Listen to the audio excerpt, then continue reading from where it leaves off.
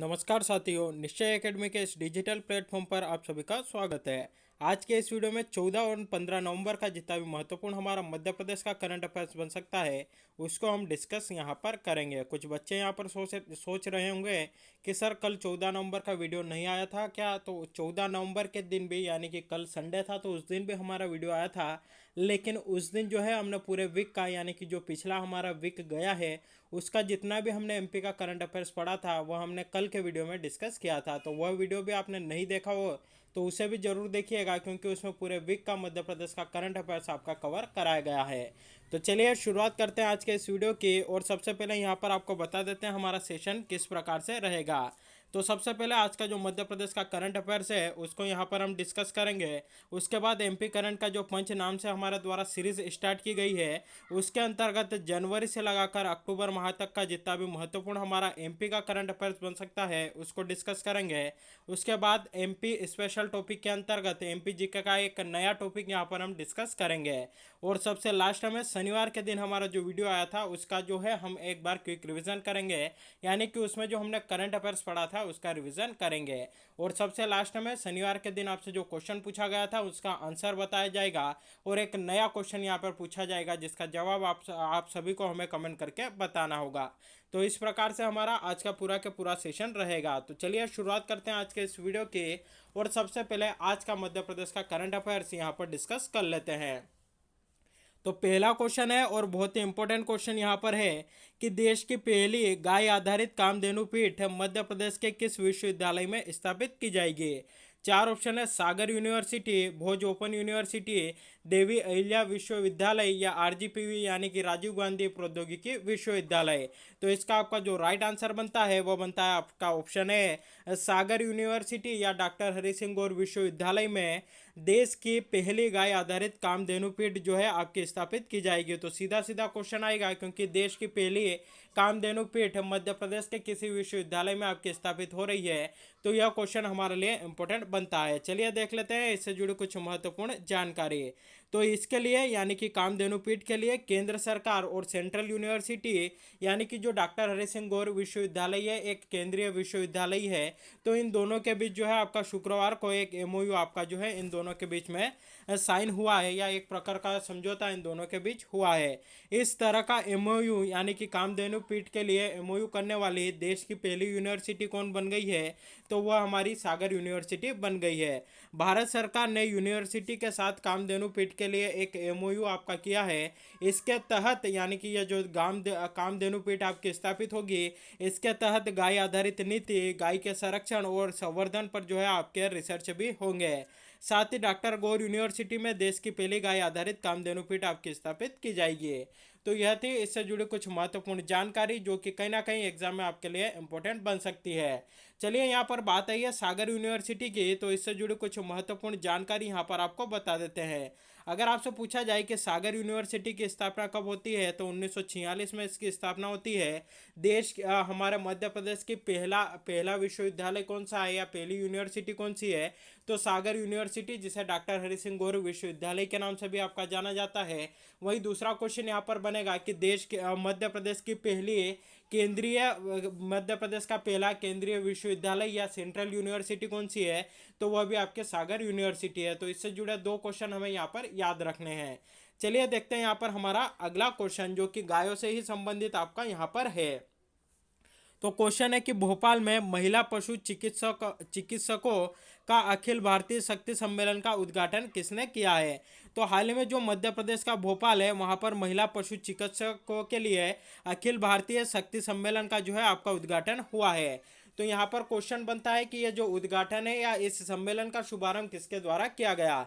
चार ऑप्शन है राजवर्धन सिंह दत्तीगांव, कमल पटेल, मंगूभाई पटेल या पुरुषोत्तम रूपाला। तो इसका आपका जो राइट आंसर बनता है वह बनता है ऑप्शन डी, पुरुषोत्तम रूपाला के द्वारा इसका उद्घाटन जो है आपका किया गया है। चलिए देख लेते हैं इससे जुड़ी कुछ महत्वपूर्ण जानकारी।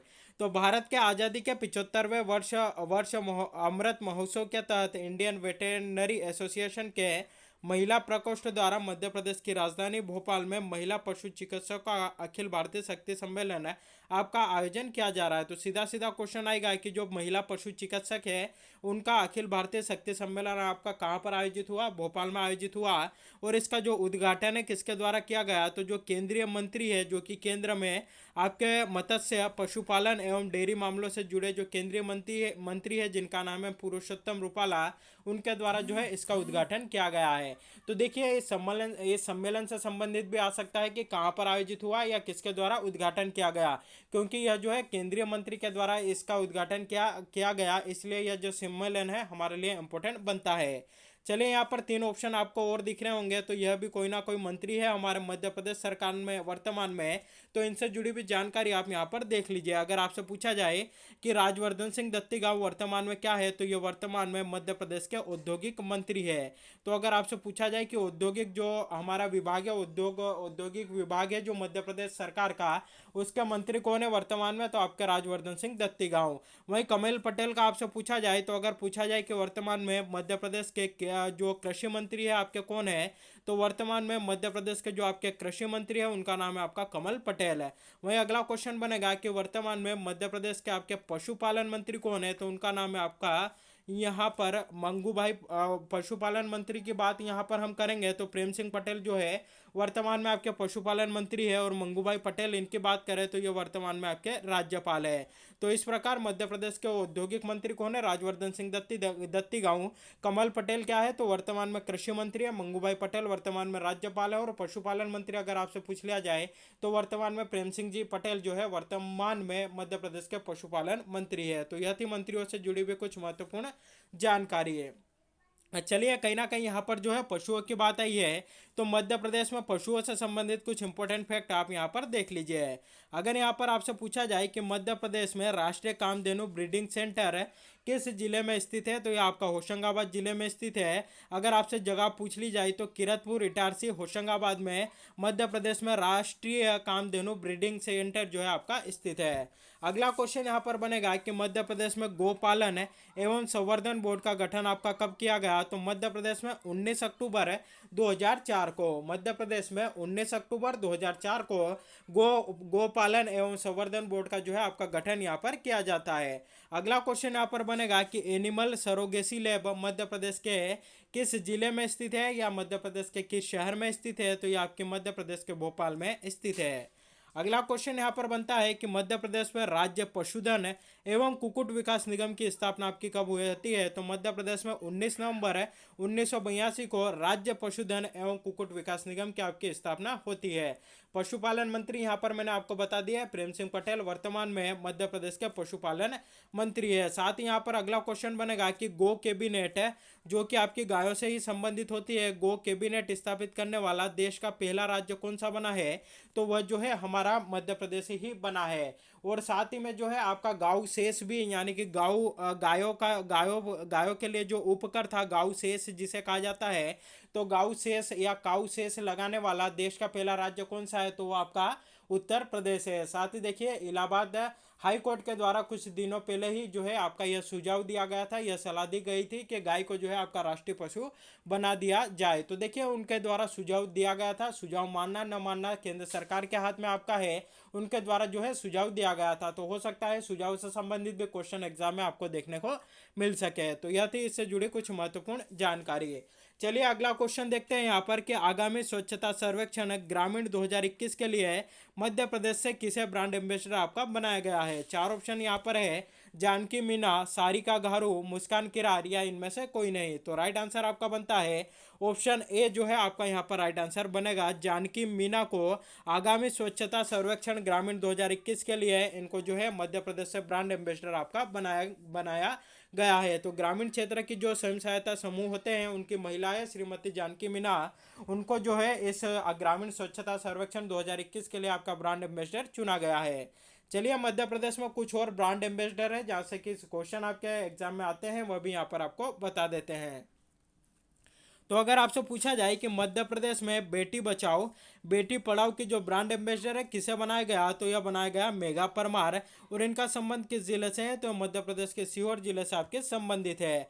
अगला क्वेश्चन बनेगा क्रिप्स का जो स्पोर्ट्स प्रमोटिंग ब्रांड एम्बेसडर है किसे बनाया गया, विवेक सागर को बनाया गया। क्रिप्स क्या है, तो यह आपकी जो है भोपाल में स्थित एक संस्था है जिसके बारे में कल के वीडियो में मैंने आपको बताया था। अगला क्वेश्चन बनेगा कि मध्य प्रदेश महिला बाल विकास की ब्रांड एम्बेसडर कौन है, तो मध्य प्रदेश महिला बाल विकास जो विभाग है उसके ब्रांड एम्बेसडर किसे बनाया गया, तो रोशनी भदौरिया को जो है आपका बनाया गया। वहीं अगला क्वेश्चन बनेगा मध्य प्रदेश निर्वाचन आयोग के ब्रांड एम्बेसडर कौन है, तो सारिका गारू को मध्य प्रदेश निर्वाचन की जो है मध्य प्रदेश निर्वाचन आयोग है उसके ब्रांड एम्बेसडर आपका बनाया गया। साथ ही मध्य प्रदेश में जो ममता अभियान आपका चलता है उसके ब्रांड एम्बेसडर कौन है, तो उसकी जो ब्रांड एम्बेसडर है आपकी माधुरी दीक्षित है। वहीं हाल ही में जो मध्य प्रदेश का संस्कृति विभाग है, मध्य प्रदेश का जो संस्कृति विभाग है उसको जो झाबुआ से संबंधित जो भूरी बाई है उनको जो है अपना ब्रांड एम्बेसडर बनाया गया था। तो ये 6 ब्रांड एम्बेसडर आपको याद रखने हैं। बेटी बचाओ बेटी पढ़ाओ के ब्रांड एम्बेसडर मेघा परमार, मध्य प्रदेश महिला बाल विकास विभाग के ब्रांड एम्बेसडर रोशनी भदौरिया, क्रिप्स का sports promoting brand ambassador Vivek Sagar है, मध्य प्रदेश निर्वाचन आयोग के ब्रांड एम्बेसडर सारिका गारू, जो ममता अभियान था हमारे मध्य प्रदेश का उसकी जो ब्रांड एम्बेसडर है मध्य प्रदेश में माधुरी दीक्षित है। और यहाँ पर जो हमारा संस्कृति विभाग है मध्य प्रदेश का उसके ब्रांड एम्बेसडर किसको बनाया गया, भूरी बाई को बनाया गया। और इनका संबंध झाबुआ जिले से है। तो यह मध्य प्रदेश के कुछ ब्रांड एम्बेसडर है जहां से संबंधित क्वेश्चन आपको एग्जाम में देखने को मिल सकता है। चलिए देखते हैं यहाँ पर अगला क्वेश्चन है। अगला क्वेश्चन यहाँ पर है कि वीर नायक भगवान बिरसा मुंडा पर केंद्रित फीचर फिल्म उल गुलान एक क्रांति के डिजिटल संस्करण का लोकार्पण किसने किया है। 4 ऑप्शन है, शिवराज सिंह जी चौहान है, राजवर्धन सिंह दत्तीगांव, कमल पटेल या प्रेम सिंह पटेल। तो राइट आंसर आपका बनता है वर्तमान में जो मध्य प्रदेश के मुख्यमंत्री है शिवराज सिंह जी चौहान है उनके द्वारा वीर नायक भगवान बिरसा मुंडा पर केंद्रित फीचर फिल्म उल गुलान एक क्रांति का डिजिटल संस्करण का लोकार्पण किया गया। तो देखिए लोकार्पण से संबंधित क्वेश्चन आ सकता है। और एक क्वेश्चन और यहाँ पर आपका आ सकता है कि उल गुलान एक क्रांति जो फीचर फिल्म है किस पर आधारित है, तो बिरसा मुंडा पर जो है यह आपके आधारित है। और इनके जन्म दिवस पर ही आज यानी कि 15 नवंबर को आपका जनजातीय गौरव दिवस जो है आपका मनाया जाएगा। जनजातीय गौरव दिवस अगर आपसे पूछ लिया जाए कि प्रतिवर्ष कब मनाया जाता है, तो 15 नवंबर को जो है ये आपका मनाया जाता है। आज के दिन जो है ये आपका मनाया जाएगा। और किसका जन्म हुआ था इस दिन, तो भगवान बिरसा मुंडा के जन्मदिन पर जो है ये आपका मनाया जाता है। तो यह दिवस भी जो है आप जरूर याद रखिएगा क्योंकि आज 15 नवंबर है और इसी दिन इनका जन्म भी जो है आपका हुआ था। तो यह लोकार्पण किनके द्वारा किया गया, शिवराज सिंह जी चौहान के द्वारा यहाँ पर किया गया। अगला क्वेश्चन है और बहुत ही इंपॉर्टेंट क्वेश्चन क्योंकि यह जो है आपका न्यूज़ में जो है आपका बना हुआ था और कई सारे न्यूज़पेपर्स में भी आपको देखने को मिला होगा। तो यहाँ पर नाम परिवर्तित हुआ है तो यहाँ से संबंधित क्वेश्चन एग्जाम में आपको देखने को जरूर मिलेगा। तो क्वेश्चन है कि भोपाल के हबीबगंज रेलवे स्टेशन का नाम परिवर्तित करके नया नाम यहाँ पर क्या रखा गया है। 4 ऑप्शन है, अटल बिहारी वाजपेयी रेलवे स्टेशन, रानी Kamlapati railway station, Shyama Prasad Mukherjee railway station या उपरोक्त में से कोई नहीं। तो इसका आपका जो राइट आंसर बनता है वह बनता है option B, Rani Kamlapati railway station Habibganj railway station का नाम परिवर्तित करके आपका रखा गया है। तो यहाँ से भी संबंधित क्वेश्चंस जो है एग्जाम में आपको देखने को जरूर मिलेगा। चलिए देख लेते हैं इससे जुड़ी जानकारी। तो जो हबीबगंज रेलवे स्टेशन था इसका नाम अब परिवर्तित होकर आपका कमलापति रानी कमलापति स्टेशन जो है आपका हो गया। हबीबगंज रेलवे स्टेशन की बात करें कि इसका निर्माण कब होता है, तो 1979 में इसका निर्माण आपका किया जाता है। हबीबगंज देश में पहला ISO 9001 सर्टिफाइड रेलवे स्टेशन है। यह स्टेशन भारत की पहली सर्टिफाइड ट्रेन शान भोपाल एक्सप्रेस का हेडक्वार्टर भी है। तो यह थी आपके हबीबगंज रेलवे स्टेशन से जुड़ी जानकारी। कहाँ पर स्थित है, आपका भोपाल में स्थित है। नाम परिवर्तित करके रानी कमलापति स्टेशन आपका कर दिया गया। तो यह तो थी इससे जुड़ी कुछ महत्वपूर्ण जानकारी। चलिए यहाँ पर रेलवे की बात आई है तो भारत में रेलवे से संबंधित और मध्य प्रदेश में रेलवे से संबंधित कुछ फैक्ट यहाँ पर आपको बता देते हैं। सीधा सीधा क्वेश्चन आएगा और बहुत ही इंपॉर्टेंट क्वेश्चन है कि 1 जनवरी 2021 को किसे रेलवे बोर्ड के नए अध्यक्ष एवं मुख्य कार्यकारी अधिकारी यानी कि सीईओ के रूप में आपका पदभार ग्रहण किया है। तो राइट आंसर बनेगा सुनीत शर्मा। यानी सुनीत शर्मा वर्तमान में रेलवे बोर्ड के अध्यक्ष और मुख्य कार्यकारी अधिकारी आपके हैं। और इनकी नियुक्ति कब होती है? तो 1 जनवरी 2021 को इनकी नियुक्ति की जाती है। अगला क्वेश्चन यहाँ पर बनेगा कि भारत की पहली किसान रेल का किन स्टेशनों के बीच चली या किन राज्यों के बीच में चली थी? तो भारत की पहली किसान रेल महाराष्ट्र में नासिक के देवलाली और बिहार के दानापुर के बीच आपकी चली थी। क्वेश्चन बनेगा कब चली थी, डेट अगर आपसे पूछी जाए तो बता देना 7 अगस्त 2020 को। 7 अगस्त 2020 को भारत में पहली किसान रेल चली थी। कहाँ से कहाँ चली थी? महाराष्ट्र में नासिक के देवलाली से बिहार के दानापुर के बीच में चली थी। कब चली थी? 7 अगस्त को आपकी चली थी। अगला क्वेश्चन यहाँ पर बनेगा कि जो यह रेलवे बोर्ड है जिसके हमने हाल ही में चर्चा की, इसका गठन कब होता है? तो मार्च 1905 में इसका गठन होता है। और रेलवे बोर्ड का मुख्यालय कहाँ पर है? तो यह मुख्यालय आपका नई दिल्ली में है। अगला क्वेश्चन बनेगा भारत में वर्तमान में रेलवे जोनों की संख्या कितनी है? तो इनकी संख्या आपकी 17 है।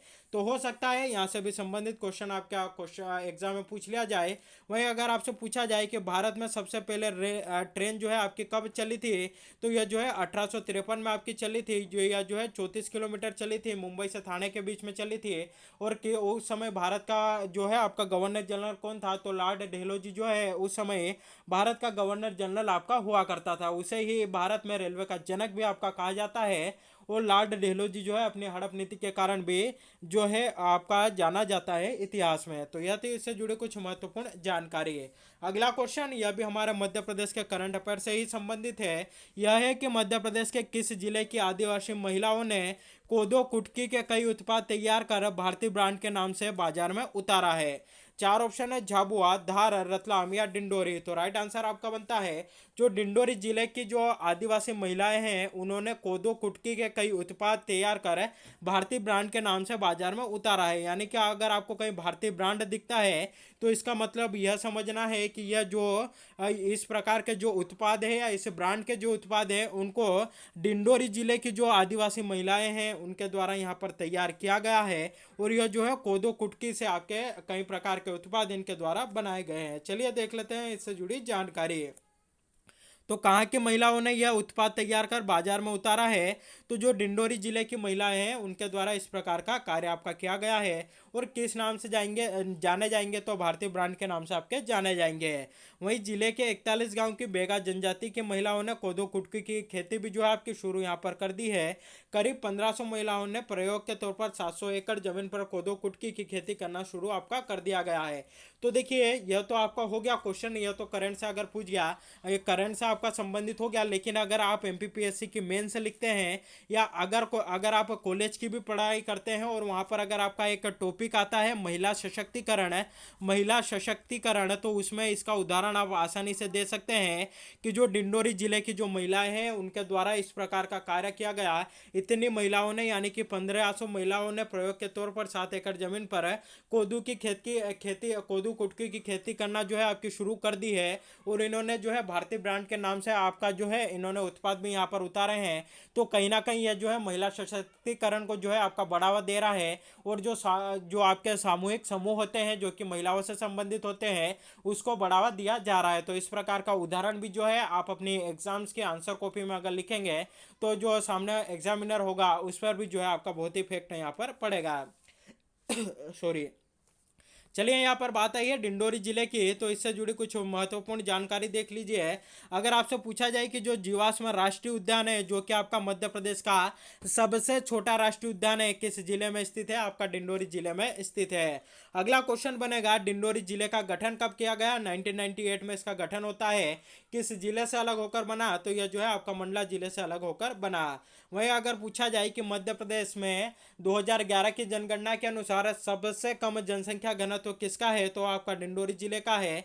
कितना है, तो 94 व्यक्ति प्रति वर्ग किलोमीटर है। और सबसे ज़्यादा किसका है, यानी कि सर्वाधिक जनसंख्या घनत्व किसका है, भोपाल का है। और आपका कितना है, तो 855 प्रति वर्ग किलोमीटर है। अगला क्वेश्चन यहाँ पर बनेगा कि जो डायनासोर जीवाश्म राष्ट्रीय उद्यान है यह आपका कहाँ पर स्थित है, तो यह मध्य प्रदेश के धार जिले में स्थित है। मध्य प्रदेश में 2 जीवाश्म राष्ट्रीय उद्यान है, जो कि आपका एक तो जो डायनासोर से संबंधित है, और ये दूसरा आपका जीवाश्म राष्ट्रीय उद्यान जो कि आपका डिंडोरी में है, इसे जो है घुघुआ राष्ट्रीय उद्यान के नाम से भी आपका जाना जाता है। तो कई बार क्वेश्चन ऐसा भी आ सकता है कि घुघुआ राष्ट्रीय उद्यान कहाँ पर स्थित है, या आपका जो जीवाश्म राष्ट्रीय उद्यान है कहाँ पर स्थित है, तो आपका डिंडोरी जिले में स्थित है। और यह जो है आपका मध्य प्रदेश का सबसे छोटा राष्ट्रीय उद्यान है। तो यह थी इससे जुड़ी प्रमुख जानकारी है।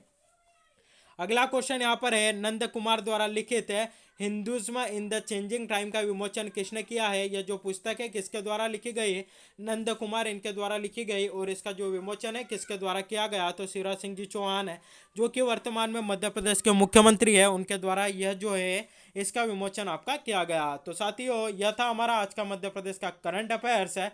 चलिए स्पेशल टॉपिक के अंतर्गत हमारा आज का जो टॉपिक है वह है मध्य प्रदेश के शासकीय भवनों के कार्यालयों के नाम। तो यहाँ से संबंधित भी जो है कई बार क्वेश्चन आए हुए हैं कि मध्य प्रदेश का जो शासकीय कार्यालय है या भवन है उसको किस नाम से आपका जाना जाता है। तो चलिए उससे जुड़ी हुई जानकारी यहाँ पर आपको बता देते हैं। अगर आपसे पूछा जाए कि मिंटो हॉल जो है यह आपका किसका पुराना नाम है या किसका नाम हुआ करता था, तो राज्य यानी कि मध्य प्रदेश का जो पुराना विधानसभा भवन था उसका नाम आपका मिंटो हॉल हुआ करता था। वहीं अगर आपसे पूछा जाए कि जो राज्य यानी कि मध्य प्रदेश राज्य का नवीन विधानसभा भवन है उसका नाम क्या है, तो इंदिरा गांधी विधानसभा भवन के नाम से उसको जाना जाता है।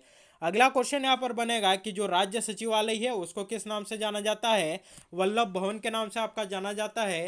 राज्य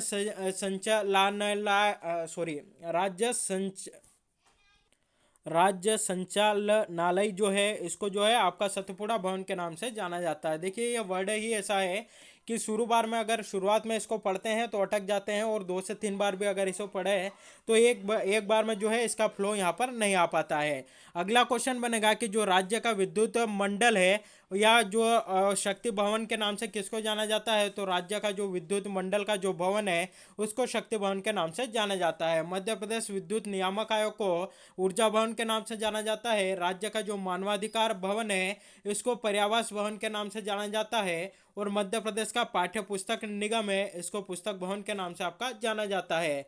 वहीं जो निर्वाचन भवन है इसको राज्य निर्वाचन भवन के नाम से आपका जाना जाता है। और श्यामला हिल्स जो है इसको मुख्यमंत्री का निवास स्थान के नाम से आपका जाना जाता है। और जो विधानचल भवन है इसको राज्य योजना आयोग के नाम से जाना जाता है। और जो आपका राज्यपाल का निवास है इसको राजभवन के नाम से आपका जाना जाता है। तो यह थे मध्य प्रदेश के कुछ शासकीय भवन और कार्यालय के नाम जो इनको की विभिन्न नामों से आपका जाना जाता है। चलिए अब जो कल का यानी कि शनिवार का हमने जो करंट अफेयर्स देखा था उसका यहाँ पर रिवीजन कर लेते हैं।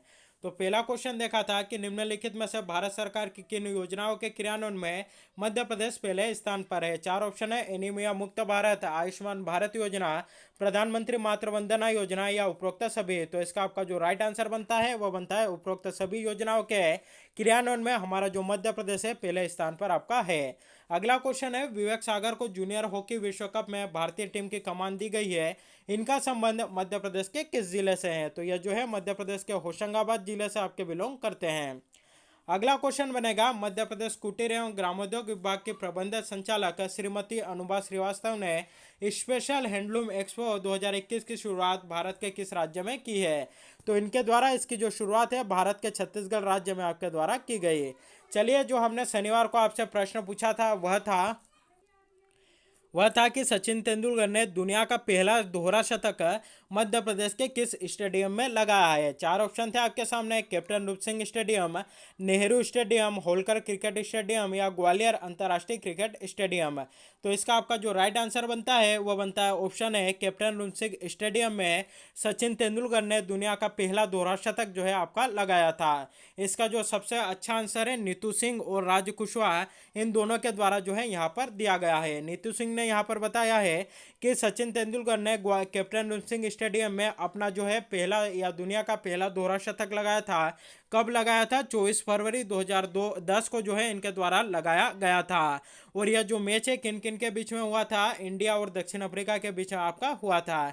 साथ ही देखिए इन्होंने यहाँ पर एक्स्ट्रा फैक्ट भी आपको बताए हैं। ग्वालियर की बात आई है तो इन्होंने यहाँ पर ग्वालियर के दर्शनीय स्थल भी बताए हैं, जिसमें कि ग्वालियर का किला, जिसे भारत का जिब्राल्टर भी आपका कहा जाता है, किलों का रत्न भी इसको कहा जाता है। वहीं अगर आपसे पूछा जाए, सूर्य मंदिर यहीं पर है, जय विलास महल आपका यहीं पर है, तेली का मंदिर जो कि एकमात्र द्रविड़ शैली में स्थित है, जो है उत्तर भारत का मंदिर है, आपका यहीं पर स्थित है। मान महल भी आपका यहीं पर है। सिंधिया संग्रहालय जो है वह भी आपका यहीं पर स्थित है। समाधि स्थल की बात करें तो मोहम्मद घोष का जो मकबरा है वह भी यहीं पर स्थित है। तानसेन का मकबरा भी यहीं है। लक्ष्मीबाई की समाधि यहीं है।